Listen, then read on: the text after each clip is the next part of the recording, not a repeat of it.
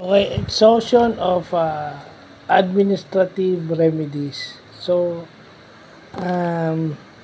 ito yung doctrine sa administrative law na kung saan gawin mo muna yung mga lahat ng paraan para masettle yung isang gusot o maayos yung isang sitwasyon bago ka umakyat sa korte o bago ka mag-seek ng judicial review.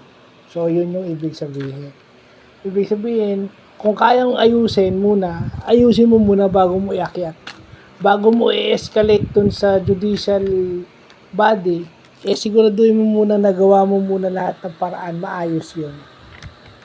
Kasi baka napakaliit na bagay lang, iakyat mo agad. So, yun palang ibig sabihin ng exhaustion of administrative remedies, no? Yan yung mga doctrine sa administrative law.